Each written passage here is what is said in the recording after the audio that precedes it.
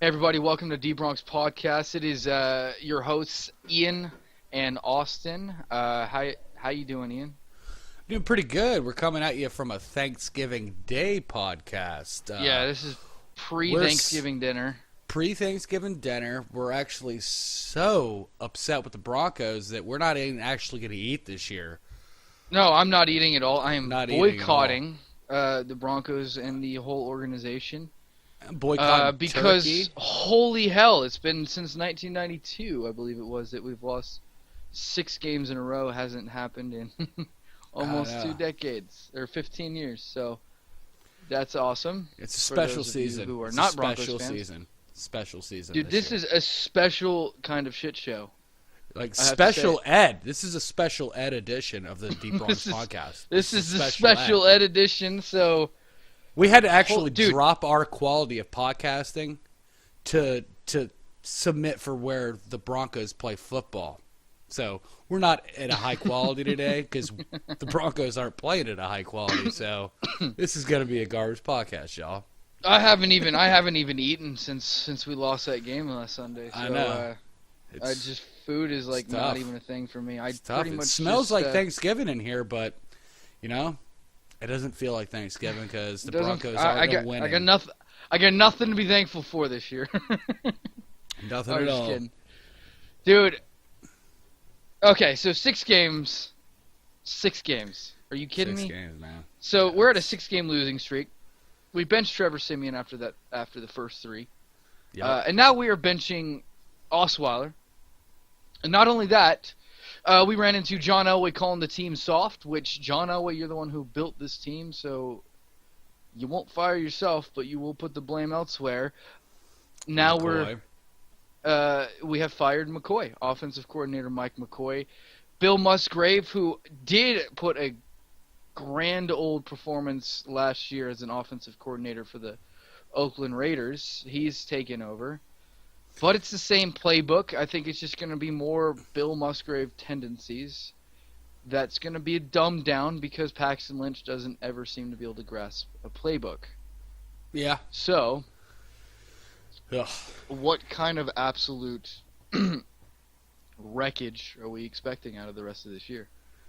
I mean, it could go, honestly, we know it could go either way. You know, Paxton Lynch could come in there and torch it up, and we're like, oh, we're talking about him. Well, he's the new Dax Prescott, but I doubt that very seriously. I would love it. I would absolutely love it. I'd love it, but he couldn't beat out Siemian. Siemian has beat him out 2 years in a row with 2 different coaching staffs. With Elway trying to put everything in Paxton Lynch's favor, he still couldn't do it. So I have very little faith in And Paxton Lynch. You got to think about it this way: like, was Paxton Lynch injury that serious that he had to sit out 10 weeks? I don't know. I don't know if it was that serious. It doesn't even seem like it should be that long of a. I mean, I don't want to question a guy's injury, but I mean, it had already been declared that Siemian was the starter before he got injured. So it wasn't like it wasn't like he was out because it's not like he wasn't starting because he got injured. He wasn't the starter regardless. And I think, Elway was trying to do this stroke of genius by getting Brock Osweiler back, who he always thought was going to be his franchise guy anyway. Problem is, Brock Osweiler drafts guys, and then he can't let them go. He has a problem letting go. He has a problem letting go of and admitting that the guys that he has drafted are not very good, And I think we're running into the same situation. He couldn't let go of Brock Osweiler. He finally did because of money. Now he brought him back and started him 3 games in which he shouldn't have started. And now he's going to Paxton Lynch, I guess what else do you do at this point? I mean, like, his draft, look at offensive drafts that he's had. So, you're talking about not getting rid of people. Jeff Hireman. Dude, seriously, bro? Really, this guy? He cut A.J. Derby instead of Hireman. Are you kidding me? Yeah, dude. I would have cut, dude. Oh, my God. I would have cut Hireman 2 years ago. Yeah, dude, for sure. And then his number 1 bust of all time, Cody Latimer. Still on the squad, dude.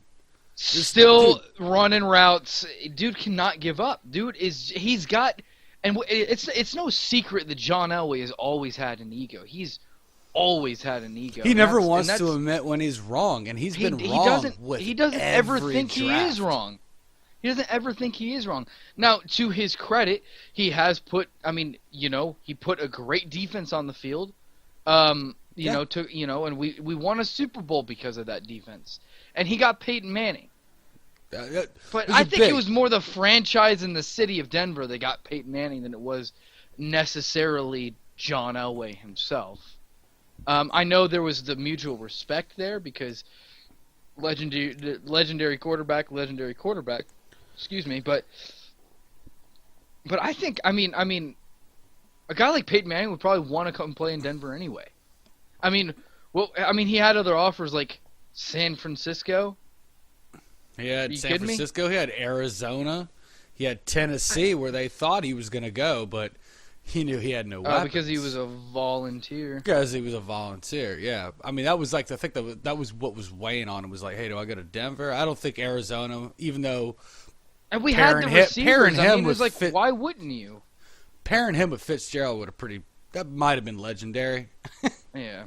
Yeah, that would have been. That would have been, but they didn't have. But we had Demaryius Thomas at the time with Demaryius Thomas, Eric Decker, Brandon Stokely, and we had Julius Thomas.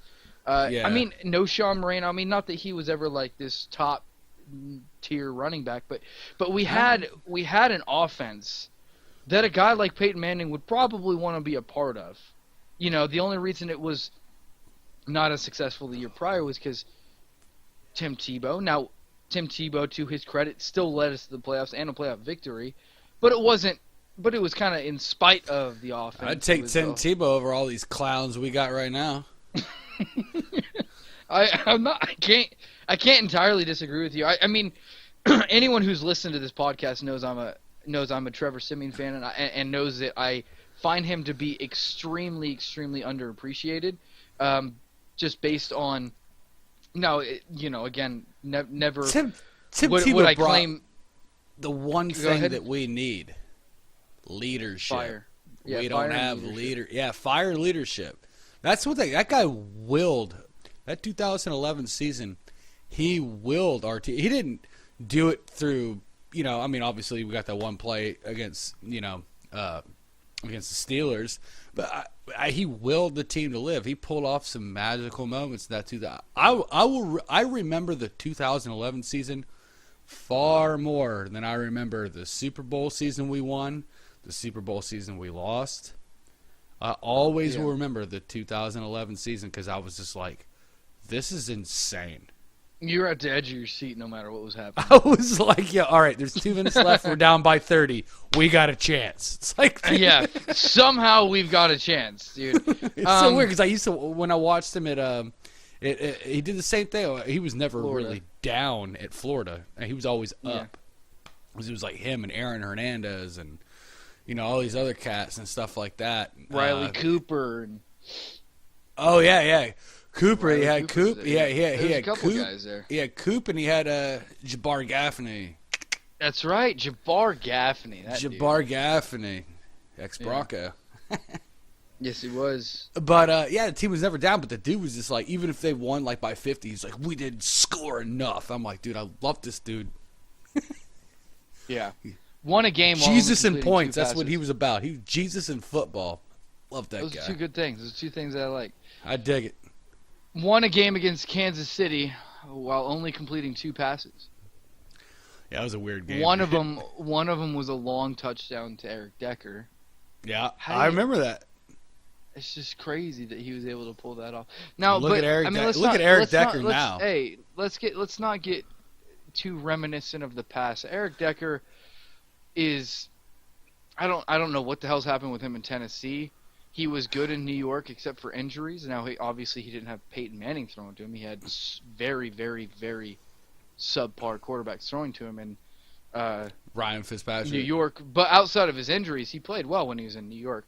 Oh man, he's not playing well in Tennessee. Man, he's in Tennessee because his wife's a country singer. Yeah. But let's not get too distracted. We're gonna keep this pretty short and concise today. We're not gonna too reminiscent of we got to talk about what is 6 year ago dumpster fire seasons. Broncos. But what we need, we don't have leadership. Okay, so that's that's the thing. And the guys who are leaders on the team are handling their business well, at least in terms of the way they're handling the losing streak and everything. But then you have guys. I mean, and we were talking earlier, and I was reading this article, and it was talking about guys who show their true character within bad seasons like this, because this is, I mean, there's no way around it. This is a bad season. And guys show their true characters. Aqib Talib. I mean, and even, and I hate to say it, Emmanuel Sanders. There's some truth to that. Talking about, he gets pissed every time the ball is underthrown, or he doesn't have an opportunity to catch it, or mouthing off to Malcolm Butler, whose team crushed them.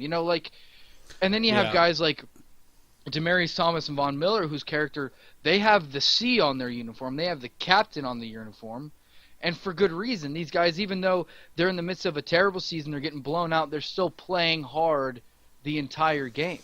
Yeah, they're still playing hard the entire game. And I love this article that I just read, and I kind of read it to you. Right. It was a great and article. It says here, and credit to, it's not my article or anything. It's on Mile High Huddle. Yeah. What's the guy's name? Khalid Al-Shami, I believe his name is. Credit where credit's due. But it says the Broncos would be remiss to trade Demaryius Thomas. Yeah. And there's been this recent, I'm sure you've heard this recent talk about the Broncos. They made him available prior to the trade deadline. To trade off, and that they're wanting to trade him off at the end of the season potentially, and he just goes through basically a list of reasons why this would be an absolutely ludicrous decision, and I couldn't agree any more if I wanted to. He's my second favorite player on the team currently, and favorite offensive player on the team. Right, definitely. And it's talking about, it says, and I'm quoting now, for whatever reason, fans have this perception about Thomas that is pure fiction. They think he's lazy. They think he has a problem with drops. They think he is soft, and they think he takes plays off. And that's a quote. And it's true. That's kind of been what the fans' perception of Demaryius Thomas has become, and it doesn't make any sense. It's just like, because he's not a diva like Des Bryant, he doesn't get any credit. I mean, he's put together, I don't know how many consecutive 100-yard or 100-catch seasons with 1,000 yards. I mean, just constantly, or 90, not 100 catches, but at least 90 catches and 1,000 yards consistently every year. Now he's trending toward 1,000 yards this season with 3 quarterbacks who you could argue all have been bad. Well, 2 of them have been bad, and we'll see what happens with Paxton Lynch. He's trending toward 1,000 yards without good offensive play. Not 90 catches though, but again, bad offensive play. But this guy has played 110 consecutive games, including playoffs. It was week 6 of 2011, that same Tim Tebow year we were just talking about, was the last time he missed a game. And to put that in perspective, again, I'm quoting, from 2008 to 2014, Larry Fitzgerald played in 112. So 2 more consecutive games. That is not soft. That is not. And every year, or almost every game, this guy is on the injury report, which means he's playing through injuries every single game. That's not soft. That's not taking plays off. And if a guy is taking plays off, he's not going to be voted captain. People are not going to vote a guy captain who's taking plays off. Here's the thing. He is consistently playing the entire game, even when we're getting blown out. That goes back to the Super Bowl that we didn't show up for. Even Peyton Manning seemingly didn't show up for it. Set a Super Bowl record that year for catches in a Super Bowl. I mean, this is the one guy who just seems to constantly be playing hard. He has had drops in big moments, and I'm not going to say that he's been perfect. He's had some drops in big moments, but this guy is always playing hard, even when he does make a mistake. And if he does make a mistake or something bad is going on, he still has positive body language, still going back to the huddle. He's the one guy who, in Trevor Siemian's last start was trying to console Trevor Siemian and help Trevor Siemian through that like a leader would. And the fact that Denver wants to get rid of him now is just absolutely ludicrous. The only excuse they should be able to possibly come up with is that they're rebuilding entirely and resetting. That's the only thing that I would even come close to accepting as a reason. Because this guy, I mean, the Denver Broncos, as they are currently constructed, the general manager, John Elway, underappreciates this guy dramatically. The fans, to a large degree, not everybody, but underappreciate this guy. And they talk about, his problem with drops, which again, he's had problems with drops. But out of 984 regular season targets, he's caught one shy of 600. He's caught 599 and dropped 55. That is a career drop rate of about 6%. Yeah, that's pretty good. That is not a bad drop rate. That's not... it just doesn't make sense how underappreciated one of the stars of the team is. But again, that was a tangent, and I apologize. No. It's a tangent. It needs to be said, because what does it show for a team that is trying to trade away not only their star player but a team captain? It's not too often you see that teams at a trade deadline trade off their captains. So that's not. We're starting to think about. We're thinking above the players. We're starting to look into the head office now. And this is front office stuff that they benched one of their captains and tried to trade the other. It's like, how drunk are y'all? Are you kidding? Like, so I want to break this down. Dude? I want to break this down. This is front office stuff, okay? This is front office stuff. Okay, so Trevor Siemian and Demaryius Thomas are named offensive team captains by their peers. They're voted that because those are the guys that the entire team trusts to lead the team on that side of the ball. Trevor Siemian, again, and like at a point that you were making earlier to me is how bad the team has looked since Brock Osweiler. Not necessarily that Brock Osweiler has looked, ages worse than Trevor Siemian, but that when Brock Osweiler came in, it seemed like the whole team gave up. It seems like nobody trusts him. Nobody trusts that he can do it, regardless of whether or not you can make either argument that he's playing worse or better than Siemian. Doesn't matter. That we've gotten blown out with him playing, and I think it's like you said, a large part because the team doesn't trust him. They voted Trevor Siemian captain. Period. You bench the captain, and then you try to trade off your other captain. Okay, that's number one. That's front office. That's front office stuff, and that's personnel mistakes. That's drastic personnel mistakes. You're taking both of your leaders, saying, "Hey, we don't want you anymore. What do you got? What are you left with on a struggling team?" Furthermore, we didn't try to get Demaryius backpedal. We did not try to get DeMarcus Ware back. Mm-hmm. Which is, I think directly why he retired. I think he would have come back. It sounded like he would have wanted to come back only if it was for the Broncos, for one more year. We don't get him back, and the defense has fallen into absolute disarray. Okay, there's no leadership in the defense. After one quarter, usually they just absolutely fall apart. So there's your leadership on your defensive side is gone now as well, and to make matters worse, our pass rush is one of the worst in the league now.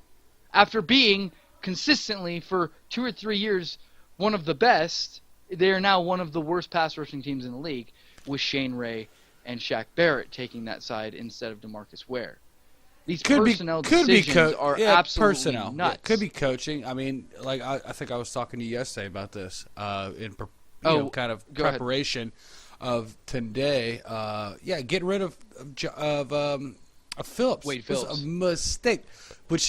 Who has taken the Rams into what the hell they were last year to this? Now their defense. Bro, that might be the biggest turnaround I've ever seen. The Jaguars pretty big turnaround. Oh yeah, Jaguars. But the Jaguars were sneaky. They're like, we're gonna suck for about 12 years, We're just gonna. Well, the Jaguars were sneaky picks. because last year they teased at it. Last year they're like, okay, we might be good, but maybe not. And then now LA you're like, just check out our terrible defense now. Jalen Ramsey's a monster. Oh, Ramsey and AJ Boye. That's a monster, dude. That combo beats our combo. I think at this point, I don't think playing at the top of their games. I think Chris Harrison and Aqib Talib early in the year they were still rated higher. But they've given up. So they've given up. So now everything's falling apart. We're again, lack of leadership on that side. We're a dumpster fire. That's why they're throwing in Lynch because, I mean, I understand. You know, like we got to see what we got with Lynch, so you got to make a decision of whether or not you got to make a move decision. Were you going to keep year. him or what? Because there's a whole plethora of quarterbacks that are coming out in this draft. We're talking about six and or seven. we may be a top 3 6 or 7. There's 6 or 7 dudes in the college draft this year that could potentially be number 1 quarterbacks. Yeah. So do we like? But at the same time, you put Donald, you put any of these cats behind our offensive line, it ain't gonna matter. It's the same thing. Just like the Browns. You could draft quarterback after quarterback after quarterback after quarterback. If you have no weapons, no protection, you're always going to be a bust. Yeah. You're always going to be a bust. You're absolutely right. Offensive I would say the the Browns did draft Johnny Manziel, so whoever was there, like, oh, dude, we should draft this guy. Yeah. He's 5'9" and an alcoholic. Let's get him. He's a first rounder. Yeah, we're not that dumb. We're not that dumb. That's why the Browns have been historically bad since they entered the league, back into the league in '99. Yep. But we have to. I mean, we either like we're going past like the season draft. You go. I feel like you have to fix. Got to get a quarterback probably. Even if Paxton Lynch just comes in there and just torches everybody, I don't trust it. The offensive line. Your offense starts with the protection. If you can't win in the trenches, it doesn't matter. Yeah. It doesn't matter. You can't have a rookie left tackle, dude. I mean, you can't. I mean, you can have it, but he's gonna have growing pains. I don't care how tough or mean he is. Love Garrett Bowles. Weird, like Trevor Siemian should be allowed to have growing pains. Yeah, they don't let quarterbacks have growing pains. Look at hold up. Slow down. They do let first high draft picks. Yeah, they let Jared Goff was one of the worst quarterbacks I'd ever seen last year. Now he's doing well. Carson Wentz started out hot last year, then fell apart. Peyton Manning threw 28 interceptions his first year. John Elway had a 10-21 touchdown to interception ratio his rookie year. Mm-hmm. If you're a high draft pick, now again, I'm not saying that Trevor Siemian is or Paxton Lynch or whoever is ever going to be John Elway. John Elway had this talent, but if you can't put it on the field and after 1 year at equal levels in their career, you never know for sure. John Elway absolutely. I mean, we love that John Elway ended up being the legend and the great quarterback that he was, and so glad for it. But you also have guys like Ryan Leaf and Jamarcus Russell who were like these hands down, they're going to be great quarterbacks, and they ended up being absolutely terrible. You don't really know until they're actually playing in games. And the problem is, not the problem, but the thing is they stuck with John Elway. They stuck, through the turmoil. Peyton Manning, they stuck with him through the turmoil. It didn't matter if he was playing bad. They're like, you're gonna learn. You're gonna learn through this garbage. You're gonna learn how to read these defenses as they're throwing them at you. You're gonna see things you didn't see in college, and you're gonna learn from it. And that's a good thing. And we're all glad that they did that. But they both sucked their first year. Period. End of story. Trevor Siemian goes out, puts up 20 in his first 16 starts, which would equal a full season. Now, of course, that was 14 games last year. Really 13 and a half or 13 and a quarter because he only played one quarter of the game that he got injured in. So he played like 13 and a half games last year, and the 16 is like the 14 last year and 2 this year. Those first 16 games would equal a full season.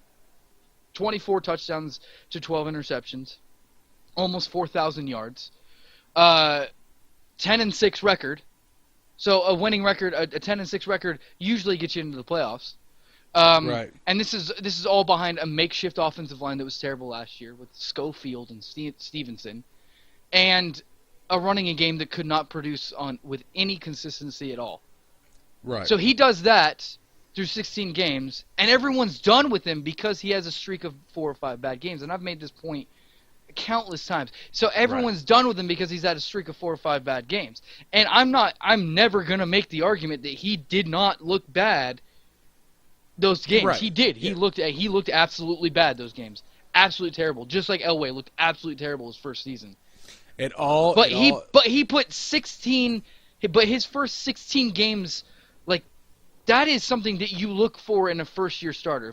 If you get 24 touchdowns, 10-6 record, 4,000 yards almost, not quite, you're like, dude, this is great. Like, if you drafted him in the first round, you'd be like, yes, let's roll with it. But everyone's like, no, he's done because he had these bad games. And I'm like, I've been arguing with fans on these fan sites and stuff. It's just like, it's absolutely ludicrous the degree to which people have, number one, impatience, and number two, absolutely no ability to evaluate a quarterback and their ability to play in the league. He has clearly shown that he can play in the league. He just had a bad run of games, which if you did not expect a rough streak out of a rookie essentially effectively a rookie quarterback who is still only 23 or 24 years old, then you're just absolutely insane. And you don't know anything about football. You see it with almost every quarterback that's a high draft pick. They all have bad streaks, usually in their first season, sometimes in their second. Just go down the list of quarterbacks who started in their first or second years. It's just a ridiculous number. Save maybe Tom Brady. He's a weird. It's like the one guy who was. He's like the one guy who was like never really had like a real rough stretch. Now he's had some bad games, but he's never had like a string of like 4 or 5 usually bad against games. the Denver But he's Broncos. like the lone guy. He's like the only guy who's not had like a string of bad games early in their career. He was a weird one. He wasn't dude, he was literally drafted to be a backup to Drew Bledsoe. Yeah, Drew Bledsoe. I know. That's all he was. You don't draft a. But it worked. It worked. You don't draft obviously. a 6th rounder at 199. Be like, you know what? This is our guy, dude. We found a diamond. No, and they didn't draft Simeon for that either. And I totally get that. They did draft Paxton Lynch for that. They did not draft Simeon for it. But you have to take their play and what they've shown you on the field when they're in the NFL. Because you know how they felt. When they're in the NFL. Because you know how they felt when they were talking. Like, dude, hold on, guys. We spent a first round pick on this guy. They're like, year. Simeon shouldn't have done this. And then we 7th rounder. This guy was what, 252? What the hell is going on? Why is this dude playing better than this kid? This guy played at Northwestern. They don't even have. Yeah. They barely have a. And he didn't play well at Northwestern. No, he sucked. They barely have a college football program there. Dude, and the guy's beating a dude out from Memphis. Not to say that Memphis has got a great, collegiate football program, because they don't. That's a football school. Yeah. Paxton Lynch just managed to squeeze in like, hey, dude, I'm 6 foot. 7. He played well. He had all the physical tools, and he played well enough in college to be a high draft pick. Simeon did not play well in college. Somehow squeaked by into the NFL. He's played better in the NFL than he played in college. But that's the thing. He's more intelligent, so he can pick up the playbooks. He can process things faster. He can see the field better. Now, of course, defenses are going to throw things at him that he hasn't seen, and I'm sure that's probably why he had that string of bad games. Is they threw something different at him, and he didn't adjust right, and he hasn't adjusted yet. But you have to let guys learn through that, just like you let John Elway learn through it, and you let Jared Goff learned through it, and you let Carson Wentz learn through it, and Peyton Manning learned through it. That's the problem with Jameis the NFL Winston, now. Cam Newton. You could just name so many guys. It's a win-now bad. league. It's a win-now. I know. It sucks. We can bitch about it all day long, but he went 10-6 his first 16 games. I know. I don't know what numbers they're looking at. They're obviously just looking at dollar signs.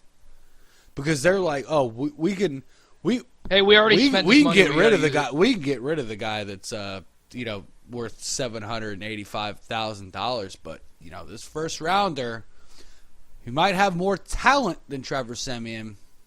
Doesn't more transfer physical on the ability. field. Physical abilities, yeah. I mean, Peyton Manning had zero physical ability. He just knew how to dissect the defense. Hey, literally, yeah. By the time he got to us, he was a shell. I mean, he could throw the ball. And he was a shell for all but like three years of his career anyway. In terms of like, and I'm obviously I love Peyton Manning. He's one of my favorite quarterbacks of all time. Oh, but I mean, like Omaha he was immobile and he didn't have physical tools any time in his career other than being able to anticipate and read off defenses and he's just definitely not absolutely obliterate you pre-snap. Well, yeah, he won the battle in the trenches with his mind. Well, he won the mind game. He won the mind game. Yeah, he was playing chess with them all the time. Like, what am I going to do? What are you going to do? I already know what you're doing. Our quarterbacks now, it's probably the education they get in college now. They're all dumb.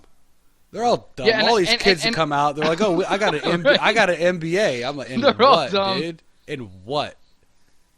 You're all dumb. A lot of them are, but dumb. I don't want anyone who's listening to this to think that I'm making the argument that Simeon's going to be Peyton Manning or Simeon's going to to be John Elway. I'm using those guys as examples. He's not going to have the chance. Well, hold up. Let me finish. I'm not saying that because I think that he will be that. Right. And I'm not saying that you should stop looking for a quarterback because hey, he's the guy. Those are not the points that I'm trying to make. I'm saying that with all the guys who had terrible early parts of their career, who had bad early parts of their career. Right. When a guy does really well and is at least relatively really well, given the circumstances early in his career, that you should at least continue to give that guy opportunities, not go to Brock Osweiler, Brock Osweiler, and not go to the guy that Simeon has beat every time in battles. Like, it doesn't make sense. It's like go to see if he learns through all these bad. He's had 4 or 5 bad games in that stretch. See if he's learned from it. See if he can put it back together. That's where I'm at. I'm not saying that. Look, off season, don't even look for a quarterback. We have one in Simeon. I'm saying this year, just let him learn through it. This year, with the guys that we have, let him learn through it. If he shows us something and continues, and turns it back around, starts playing well like he was, then cool. Let's at least stick with him for a while. And then if a guy, a high end guy becomes available, I'm not saying don't get him, right? But I mean, you know what I mean. But I'm making that point so that people listening to this podcast are not like, oh, he thinks Simeon's like the next god. That's not the case. I just think that he's put plenty on tape, especially versus the guys on this team, the other guys on this team, to say, all right, let's see if he can rebound from this bad streak of games. That's what I'm saying. That's the point that I'm making. And the games were at least still close when he was playing.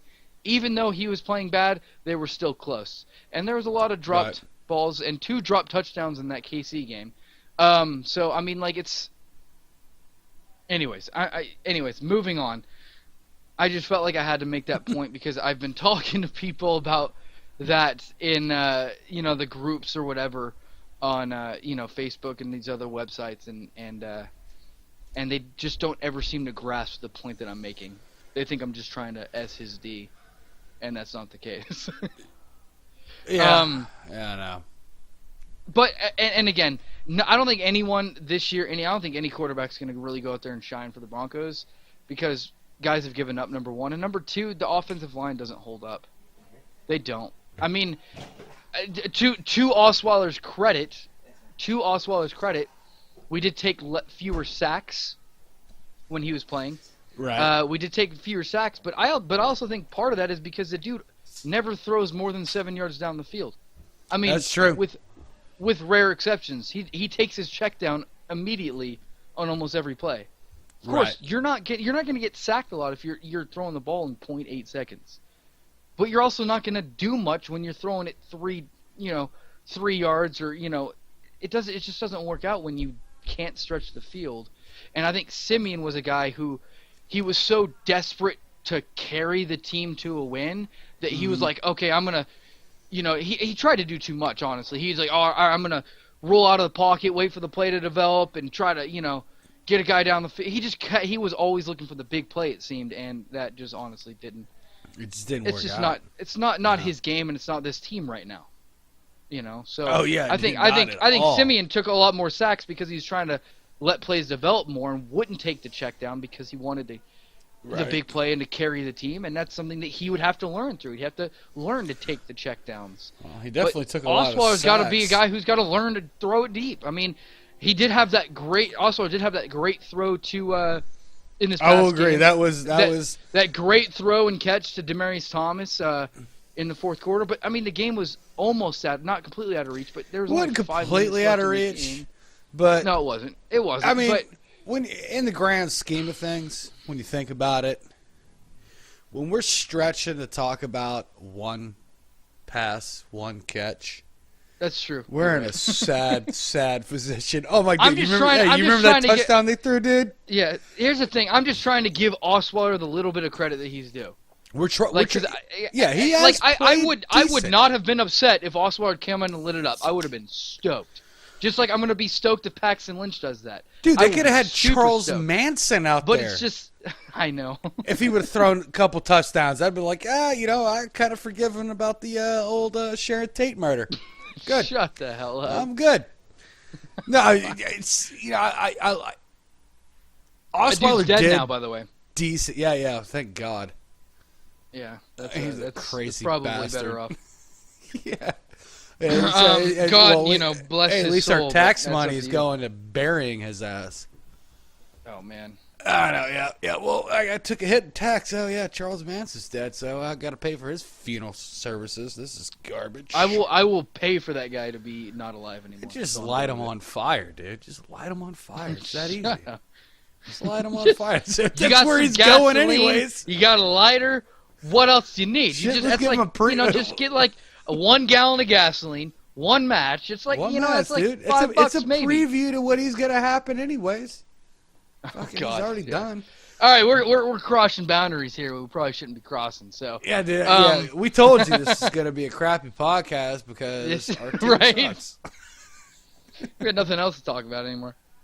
Anyway, no, but I agree. I wish I wasn't completely pissed with Osweiler's play with over the 3 weeks. I wasn't like, oh my God, man, but I wasn't like blown away I would disagree with that. I was pissed at his play frequently. No, I mean interceptions in the red zone, which Simeon. I was dude. That one last week was brutal. But only God let that not be a pick six. Yeah. Only God. Well, it didn't matter. They ended up scoring anyway. They scored like the next 2 plays anyways. But what I'm saying is like, what was I trying to say on that one? He hasn't played that well.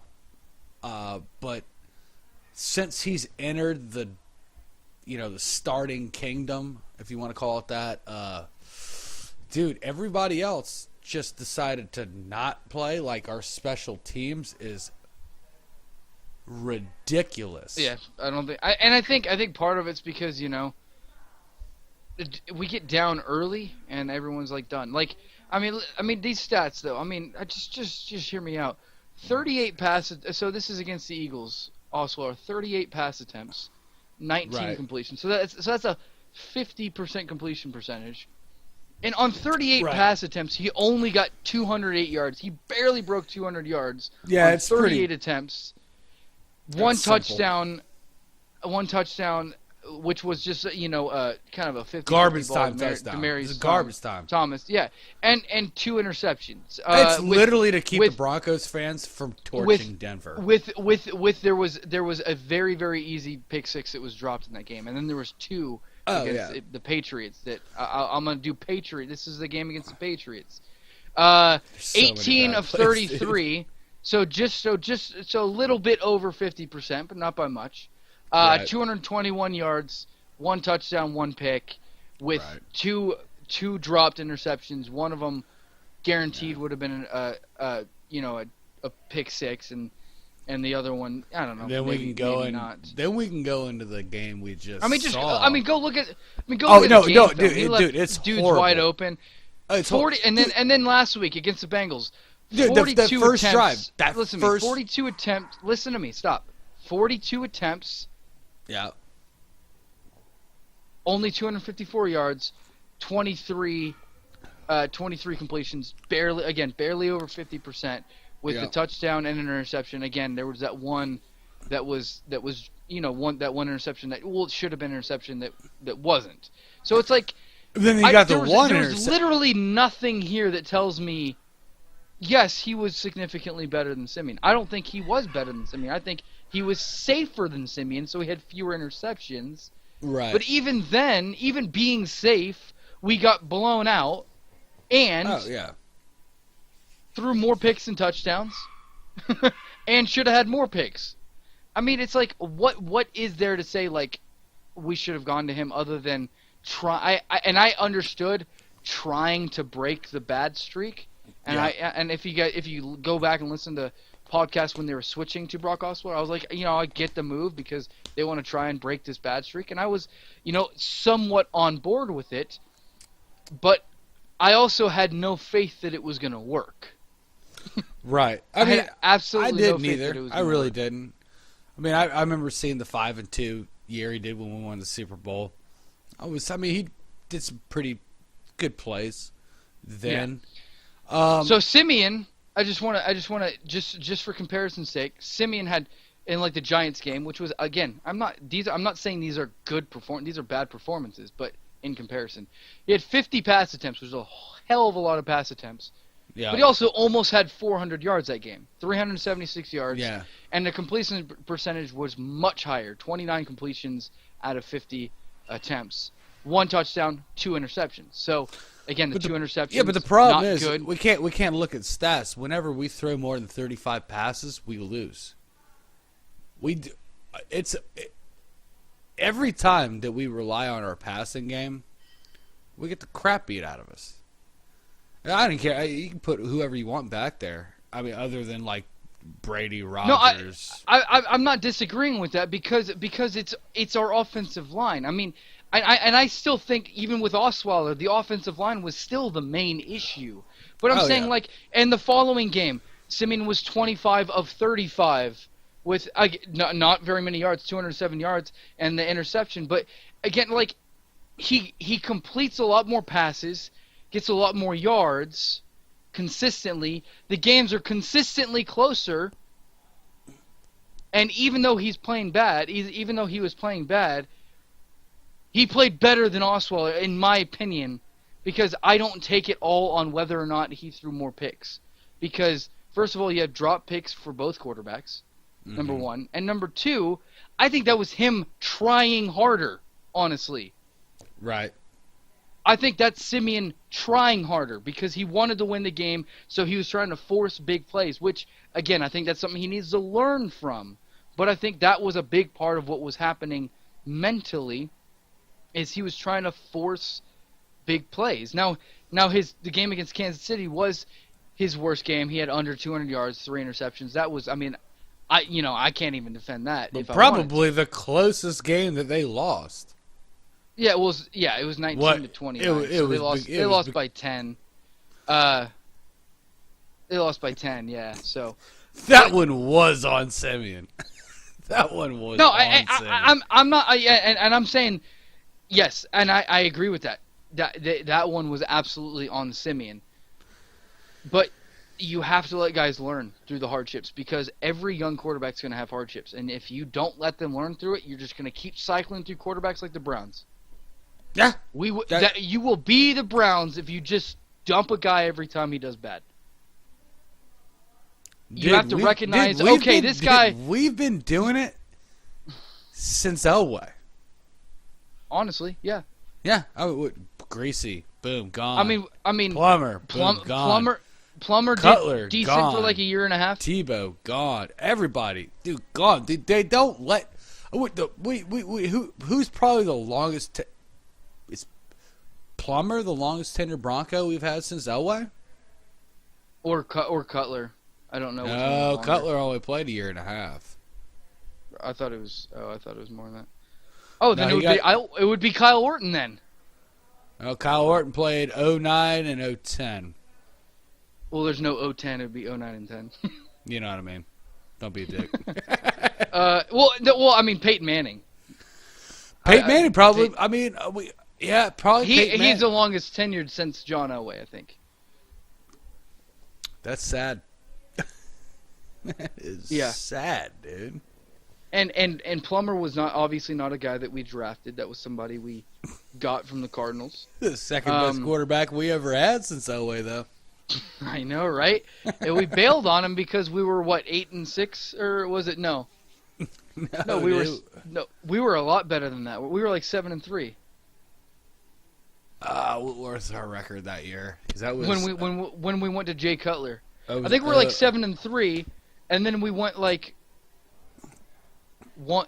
What was it? We were like 1-5. Was that 06 or 07? I think it was 07. I don't remember. 06, because we were in the AFC Championship game in 2005.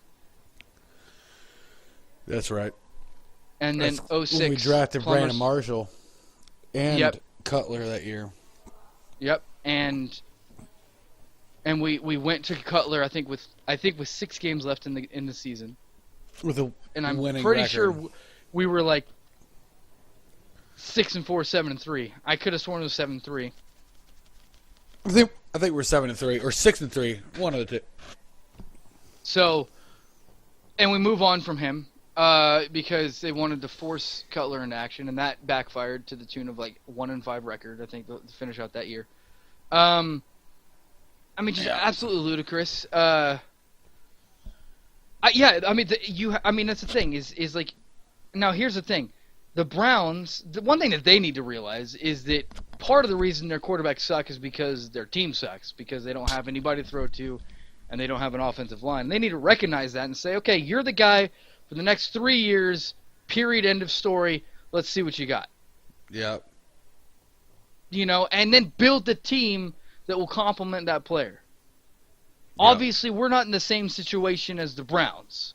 I would hope we're a much better team than the Browns, and we have a lot more pieces than the Browns, but we still have a bad offensive line, and it's pretty near impossible to play well behind a bad offensive line. You do have guys like Peyton Manning or Tom Brady or Drew Brees that can help, that can kind of help alleviate the bad offensive line, but not completely overcome a bad offensive line. Like, ours is one of the worst in the league, if not the worst in the league, at pass protection. And you can't expect Osweiler or Lynch or Simeon or any other guy to overcome that. You have to say, look, Simeon or Lynch, if he does well enough, you have to say, look, they did well enough given the circumstances that we should roll with them and see if we can build that offensive line up. And then if somebody great comes available in the draft, or we somehow land a great quarterback in free agency, something like that, then obviously that opens up a new door. But given the quarterbacks that we have, you should be like, okay, so Simeon played consistently well through this time. We have a horrible offensive line, and he had a horrible streak of games. Let's stick with him, see if he can rebound, see if we can get some better protection up front, see if he can turn it around. No, he's not a guy who's going to be Peyton Manning and completely take over the game, but let's see if he can, alleviate and guide the offense. Same thing with Paxton Lynch. If Paxton Lynch plays well, he has, 6 games, does well, with the exception of bad protection, then say, okay, you had some bad games, but a big part was because of bad protection. Let's stick with you. Let's see what you got. Let's build this up. You have to stick with a guy. There's gonna be growing pains. Pick someone and stick with them. I'm under the impression that I think Simeon's the guy you should stick with, and I think that at least the stats for his whole career would agree with that. But if Lynch is the guy that you want to stick with him. You got to stick with somebody. Yeah, you got to. You have to. You can't be. You can't say, he has had 3 or 4 bad games. Let's get rid of him. You have to say, look, there's going to be growing pains. He's going to have 3 or 4 bad games, but he's got to grow from that. He's got to learn from it. He's got to Can't be Sean McDermott. Can't be Sean McDermott. Yeah. Can't be the Bills. And I know that it's Sean McDermott with a Peterman. Oh, poor guy. Poor guy. Bad move, bruh. Bad move. Oh man, dude. He was clearly not ready. That's for sure. I think he was ready to get fired. And you actually brought up an article to me about Elway and I ended up reading killing coaches. Oh my god, killing coaches, dude. Great read. I hope Elway never hears this. He's like, "This is the kind of fans we got." No, this is the kind of fans you produced, bro. No, this is on you, fans man. That want to look at the issues for what they are. I don't want to have loyalty to a guy just because we'll be fans long after he decides I'm just gonna go back to selling cars. That dude's gonna be dead, and I'm still gonna be a fan. I'm still gonna be a Bronco. I don't care who is guiding the team. If the guy guiding the team is doing a bad job, get him out, dude. I'm gonna call him out. I'm not necessarily saying get John Elway out right away. I'm not saying that. I'm not saying I'm done with him right now. But he's got some mistakes on the table that he needs to adjust. Yeah, he needs to not be on the draft room board. He does not need to be in the war room. He needs to be running. He needs to be the guy running coffee to the people who are actually making the decisions in the draft room. I wouldn't even give him that, dude. He might screw that one up, dude. He might whisper in someone's ear, be like, "Hey, get this guy." Get this guy, dude. I heard he's a high talent, low brain guy. Get him. I think he can catch passes for us. But he's a quarterback. I don't know. It's like we'll make him into Joe. We'll make him a wide receiver. You're like, oh my god, dude, just keep running coffee, bro. Dude, stop. I don't care how. Dude, there's got to be some truth to this. Has to be. And here's the thing. So he hires John Fox, and I think we all like that move. Well, did he? It might not have been him that hired him. I can't remember. No, it was him. It was him? Okay, I couldn't remember if that was the year before he came in or the... Okay. It was. So he hires John Fox. He hires John Fox, and in 4 seasons... Takes him to the Super Bowl. 3 seasons. In his last 3 seasons... So they win the division title every year that John Fox is coaching. He somehow took them to the... No, I stand corrected. They won the division title 3 out of 4 years, but made the playoffs because of the Tebow year. So he somehow takes the Tebow year into a playoff year. Then wins 3 consecutive division titles, largely in part because of Peyton Manning. Right. But he still does it. Still changes his offense entirely and says, let's go with this. Wins 38 games in his last 3 seasons. Yep. Takes him to a Super Bowl. Makes them the most dominant offensive team to ever exist. Ever. And they're like, yeah, I don't know. Let's go a different way. Now, they say it was mutual. I have absolutely no belief in that. I don't think it was mutual. It wasn't mutual at all. And they say that the reason was that they had a different view of how to take them to the next level. And of course, guess whose opinion wins? John Elway. So they fired John Fox. Then. Yeah, I mean, look at Kubiak, dude. I think we go to Kubiak. Elway drove him to a heart attack. We go to Kubiak. Kubiak somehow that produces a miraculous Super Bowl season, Super Bowl winning season, and I think that Super Bowl. I would put that on Wade Phillips for the most part. Yeah, and that's the thing is, and I was going to say that I think that team won that Super Bowl largely in spite of Gary Kubiak, and I love Gary Kubiak. I'm not trying to cut him down, but it was not a Kubiak offense, dude. And that offense sucked, and it didn't matter who was. It one of the worst to ever win. It was one of the worst to win a Super Bowl. To ever win a Super Bowl, yeah. So Wade Phillips essentially, and the defense carries us to that championship. We have, a subpar year last year with a first-year starter. Get rid of everybody. Still a winning season, but not, obviously we missed the playoffs and we don't want to miss the playoffs. Yeah. So they're like, okay, Wade Phillips, we know that you are literally the reason we won the Super Bowl and our defense is still dominant. We're going to get rid of you. Yeah. Kubiak borderline dies, so he exits. And then they hire Vance Joseph. Vance Joseph hires his staff, Mike McCoy and all these guys. He calls them soft, which is a direct insult to the guy running the day-to-day things of the team, which is Vance Joseph. And then a couple days later fires the offensive coordinator. Yeah, it's pretty bad. There is truth that this guy is absolutely a coach killer. And that's going to be really bad, because if he fires Vance Joseph, who the hell is going to want to come to Denver? Yeah, dude, definitely everybody read the article. It's on Bleacher Report. Yeah, it's worth a read. Everybody read. Yeah, just all you got to do, type in Denver Broncos, scroll down. It was published like yesterday. Just read it and then affirm your own beliefs on what we're kind of talking about, because it's And we're going to close up here in a minute. Now, these are our opinions, and our opinions are more than likely wrong, and that's fine. You guys can obviously tell us. Right. All right. Well, right. Ego, you're hearing a little bit of John Elway in there. I kept on hearing Elway's name. It boosts my self-esteem in the last 25 minutes, dude. I was like, hold on, dude. I think I can jump off of. I think I can fly. So. But again, these are our opinions, and unfortunately, Kevin, for a second podcast, could not be with us. But he's doing some traveling for Thanksgiving festivities. Yeah, he's at the Macy's Day Parade. Yeah, what like a tourist. Like a tourist. We're gonna go to New York for Thanksgiving. I hope you hear this, Kevin. We're very disappointed in you right now. Thanksgiving Day Parade. I don't know, dude. I don't know, man. But anyways, seems kind of liberal. We're gonna stop, Ian. You're again. Filter, dude. I just play it. Anyways, our opinions are our opinions, and that's. I mean, you can tell us we're wrong if you want. We probably are wrong. Gonna have the same opinions. So obviously you can check us out at dbronkspodcast.com. Of course. We are on YouTube. We're on SoundCloud. You can download recent episodes on SoundCloud if you're not going to be, connected to the internet the whole time, which who isn't anymore. But we made it available in case you want to.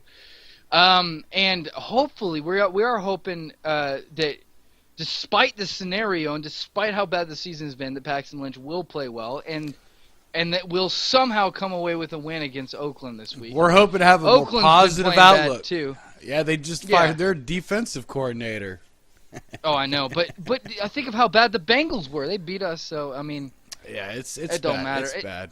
It's bad, but we obviously are still hoping for a win. And we don't quit on the Broncos no matter how bad they do. We bitch when they suck. We bitch and we then continue bitching. We bitch when they win. We bitch when they're good. We bitch when when they won. I think we were complaining in the week leading up to the Super Bowl. I hated Super Bowl 50. I thought they should have put more points on the board. I said, this ain't my team. This ain't my team. That ain't my Not my team, hashtag. But anyways, let's go ahead and close this up. This is D-Bronx Podcast. Obviously, we'll try to be with you guys next week. It's been real hit and miss with schedules, but hopefully Kevin will be able to join with us again. His opinion is certainly it's well there. Needed, it's not needed. It's not really well appreciated, but it does exist, and I'm sure you guys would like to hear it. Or maybe not. We don't know. You probably don't even want to hear our opinions. So from Ian, from myself, thank you for listening to D-Bronx Podcast, and we'll talk to you soon.